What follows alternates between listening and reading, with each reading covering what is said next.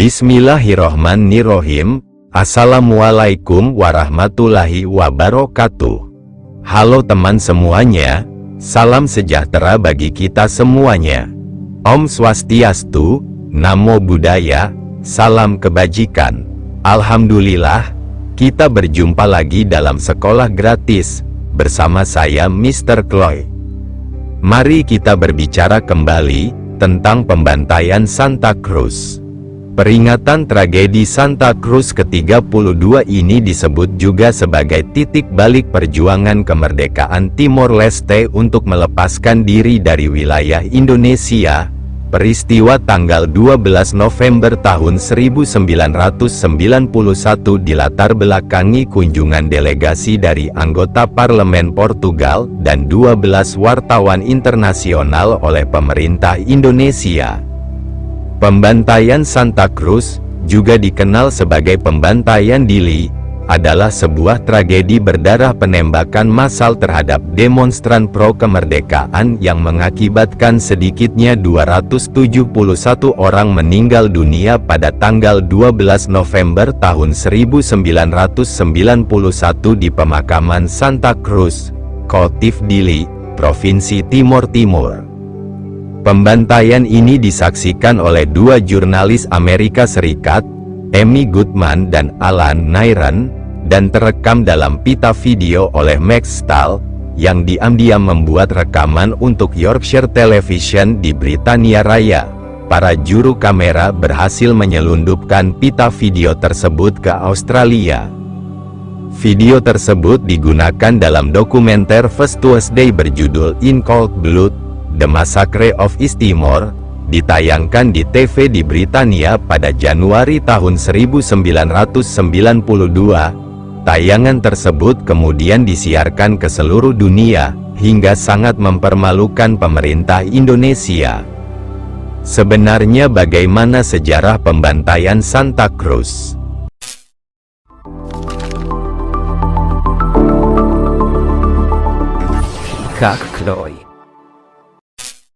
Pembantaian Santa Cruz, juga dikenal sebagai pembantaian Dili, adalah sebuah tragedi berdarah penembakan massal terhadap demonstran pro-kemerdekaan yang mengakibatkan sedikitnya 271 orang meninggal dunia pada tanggal 12 November tahun 1991 di pemakaman Santa Cruz, Kotif Dili, Provinsi Timor Timur. Peristiwa ini merupakan rentetan pelanggaran HAM berat masa pendudukan Indonesia di Timor Timur dan merupakan bagian dari genosida Timor Timur. Latar belakang, pada bulan Oktober tahun 1991, sebuah delegasi yang terdiri dari anggota parlemen Portugal dan 12 orang wartawan dijadwalkan akan mengunjungi Timor Timur. Para mahasiswa telah bersiap-siap menyambut kedatangan delegasi ini. Namun rencana ini dibatalkan setelah pemerintah Indonesia mengajukan keberatan atas rencana kehadiran Jill Joliffe sebagai anggota delegasi itu. Joliffe adalah seorang wartawan Australia yang dipandang mendukung gerakan kemerdekaan Fretilin. Pembatalan ini menyebabkan kekecewaan mahasiswa pro-kemerdekaan yang berusaha mengangkat isu-isu perjuangan di Timor Timur. Kekecewaan ini menyebabkan situasi memanas antara pihak pemerintah Indonesia dan para mahasiswa. Puncaknya pada tanggal 28 Oktober, pecah konfrontasi antara aktivis pro-integrasi dan kelompok pro-kemerdekaan yang pada saat itu tengah melakukan pertemuan di gereja Motael Dili. Pada akhirnya, Afonso Henriques dari kelompok pro-integrasi tewas dalam perkelahian dan seorang aktivis pro-kemerdekaan, Sebastião Gomes, ditembak mati oleh tentara ABRI. Hai teman semuanya, berjumpa lagi bersama Mr. Chloe. Senang hati dan penuh rasa syukur untuk bisa belajar bersama dan tumbuh bersama, sekaligus masih bisa membahas segala hal yang ada dalam kehidupan di dunia ini. Pembantaian, saat tentara Indonesia berhadap-hadapan dengan pengunjuk rasa, beberapa demonstran dan seorang mayor, Gehan Lantara, ditusuk. Stahl mengklaim Lantara menyerang pengunjuk rasa, termasuk seorang anak perempuan yang mengibarkan bendera Timor Leste. Aktivis Fretilin, Constancio Pinto, mengatakan beberapa orang mengaku dipukuli oleh tentara dan polisi Indonesia. Saat iring-iringan warga mulai memasuki areal TPU, beberapa orang terus berunjuk rasa di depan pagar dan 200 tentara dikerahkan sambil menenteng senjata ke arah kerumunan. Di dalam TPU Seroja, tentara melepaskan tembakan ke arah ratusan warga sipil tak bersenjata. Sedikitnya 250 warga Timor Timur tewas dalam peristiwa ini. Salah satu korban jiwa adalah warga negara Selandia Baru, Kamal Bamadaj, seorang mahasiswa ilmu politik dan aktivis hak asasi manusia yang kuliah di Australia. Pembantaian ini disaksikan oleh dua jurnalis Amerika Serikat, Amy Goodman dan Alan Nairan, dan direkam oleh Max Stahl yang diam-diam membuat liputan untuk Yorkshire Television di Britania Raya. Saat Stahl sedang merekam, Goodman dan Nairan mencoba melindungi warga Timor Timur dengan berdiri di antara mereka dan tentara Indonesia. Beberapa tentara mulai memukuli Goodman. Nairan juga dipukuli dengan senapan saat mencoba melindungi Goodman, tengkoraknya retak. Para juru kamera berhasil menyelundupkan pita video tersebut ke Australia. Mereka memberikannya kepada Saskia Kouwenberg, wartawan Belanda, untuk menghindari penangkapan dan penyitaan oleh pihak berwenang Australia, yang telah diinformasikan oleh pihak Indonesia dan melakukan penggeledahan bugil terhadap para juru kamera itu ketika mereka tiba di Darwin.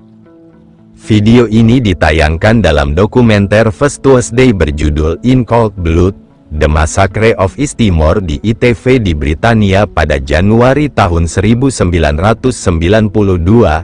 Videonya juga tayang di beberapa dokumenter terkini.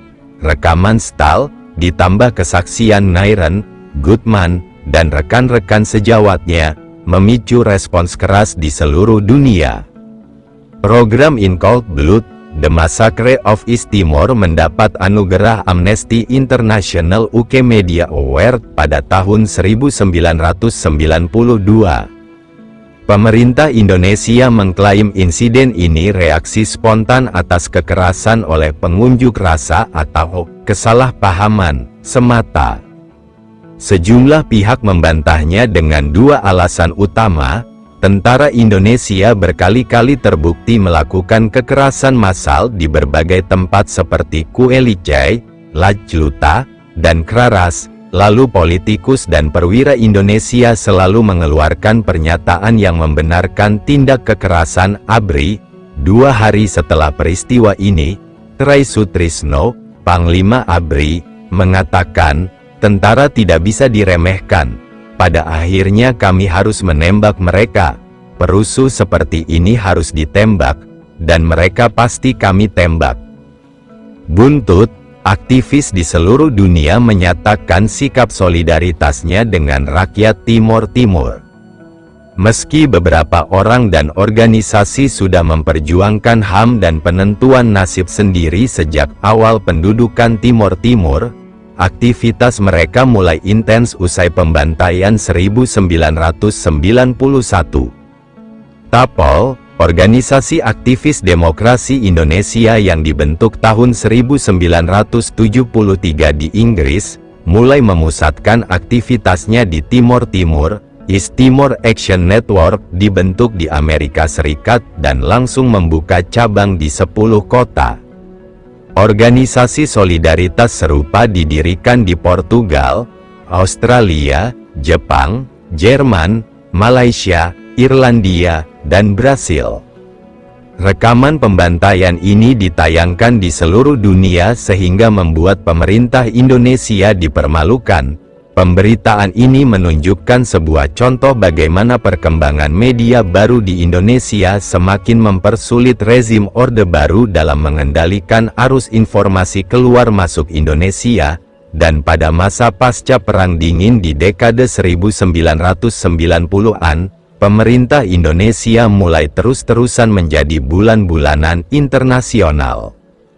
Salinan rekaman pembantaian Santa Cruz disebarkan kembali ke Indonesia agar masyarakatnya bisa melihat sendiri tindakan yang ditutup-tutupi oleh pemerintahnya.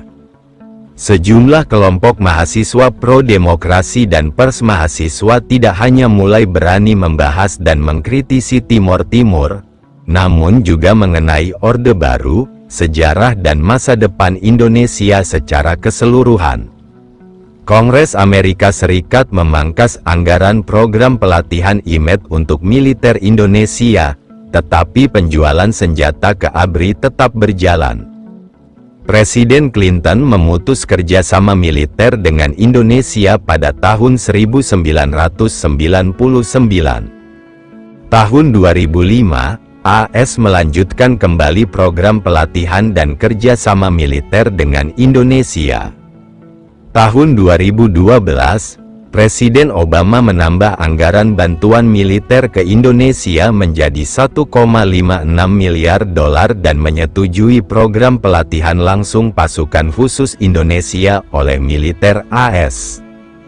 Banyak rakyat Portugal yang menyesali keputusan pemerintah mereka yang praktis telah meninggalkan bekas koloni mereka pada 1975.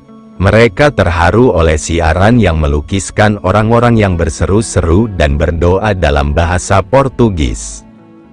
Demikian pula, banyak orang Australia yang merasa malu karena dukungan pemerintah mereka terhadap rezim Soeharto yang menindas di Indonesia, dan apa yang mereka lihat sebagai pengkhianatan bagi bangsa Timor Timur yang pernah berjuang bersama pasukan Australia melawan Jepang pada Perang Dunia II. Pembantaian ini memaksa pemerintah Portugal untuk menggencarkan diplomasinya. Portugal mendorong negara-negara Uni Eropa untuk menekan Indonesia, tetapi gagal. Britania Raya, misalnya, memiliki hubungan ekonomi erat dengan Indonesia yang melibatkan penjualan senjata. Masyarakat Australia mengkritik pemerintahnya yang mengakui kedaulatan Indonesia atas Timor Timur. Pemerintah Australia saat itu sudah mempererat kerjasama dengan militer Indonesia. Pada 1999, Australia sementara memutus hubungan militer akibat kekerasan yang terjadi usai referendum kemerdekaan tahun itu. Menteri Luar Negeri Australia, Gareth Evans, menyebut peristiwa ini anomali, bukan bagian kebijakan pemerintah Indonesia. Kejadian ini kini diperingati sebagai Hari Pemuda oleh negara Timor Leste yang merdeka. Tragedi tanggal 12 November ini dikenang oleh bangsa Timor Leste sebagai salah satu hari yang paling berdarah dalam sejarah mereka, yang memberikan perhatian internasional bagi perjuangan mereka untuk merebut kemerdekaan. Terima kasih teman semuanya, sudah mau membaca dan belajar bersama. Wassalamualaikum warahmatullahi wabarakatuh. Om Santi Santi Santi Om. Namo Buddhaya. Ki Ika Kloy. Tumbuh bersama.